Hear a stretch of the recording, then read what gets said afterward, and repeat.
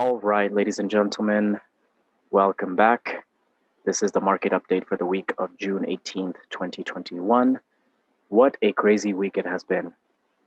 The FOMC announcement on Wednesday threw the markets into a frenzy. Pretty much all the markets were reacting crazily. And we do also have this is the triple witching week. We do have the futures contracts expiring, especially the futures index contracts expiring. So today is going to end with quite a frenzy, I will predict. Before we get into that though, the topic for today's conversation is continuing along with the trend, no pun intended, from my previous videos, and that is we're going to be looking again at the two types of breakouts. Specifically, we're going to look at a trend defining breakout today.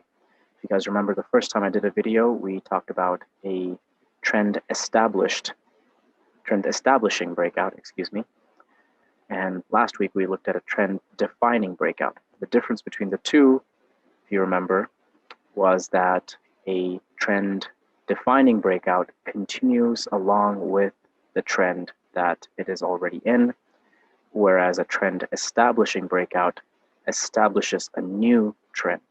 So today we're going to look at, again, a trend defining breakout, and specifically we're going to answer the question, when is the trend no longer valid? When is the trend no longer valid? How do you quantify that? The technical analysis, how do you assess whether a trend is no longer valid? So, and we're going to look specifically at a trend defining breakout. And the variation we're going to cover today is what's called a price structural failure. So let's dig in here. What defines a price structural failure? So let's imagine we are in a uptrending market. Clearly, the market is trending higher. And we know that because the market has a swing low here, and it is continuing to set higher highs. And let's say the market has swing lows as well, but it continues in that general direction, which is an uptrend in this case. So in this scenario, the market has retraced a little bit again. Let's go back to that question. When is this trend, an uptrend, no longer valid? Which direction would price need to go for this uptrend, a confirmed uptrend, to be no longer valid? If you said the price needs to go lower, you're halfway there. The price needs to not only go lower, but take out the previous swing low for this trend to be no longer in an uptrend. And we are now looking to define this new trend downward. And we have, in essence, at this point, a price structural failure. Let's do that with a, let's do that with a downtrend. So we have a downtrending market, and we have maybe a does not take out that previous swing high. That is now confirmed. Market is continuing to trend lower. And then we come to this moment of truth, if you will. Which direction does the price need to go for the trend to be no longer valid? You guessed it, price needs to take out this previous swing high, and we are now in a confirmed uptrend and a price structural failure. So let's take a look at how this would look in the markets. Let's pull up MT4. And here's an example on the 4-hour chart from the S&P. This is from early March. So again, let's take a look. We have a confirmed swing low here. The market swings up to that high, to that swing high, swing low, takes out that previous swing high, confirming that uptrend. The swing low does not take out that previous swing low. We're still on an uptrend, continuing up. The swing low does not take out that previous swing low. Again, the swing high takes out that swing high. And then finally, we have a swing low that takes out this previous swing low. It also happens to take out the prior swing low as well. But at this point, we have a price structural failure, confirming, or should we say, defining a new trend to the downside. Hope that is clear to you guys, and maybe you can see that developing in real time in some of the markets that you trade, and hopefully will help you visualize and see the market much more clearly. So that brings us to the market update. I've been waiting for this. Let's jump in. So let's start off first with the currencies, Euro USD. Here, there was a significant drop, and we also had, interestingly, a price structural failure here as well, where we had the previous swing low in an uptrend taken out, pretty with high conviction, I would say. And it is finding some support in this area, but there is still more OE, more open equity to the bottom. So we're going to be taking a close look at this, potentially going to the downside if there is a retracement. Let's move on to the dollar franc. We were in a short position earlier this week that we got stopped out of. Thankfully, that's why we have stops.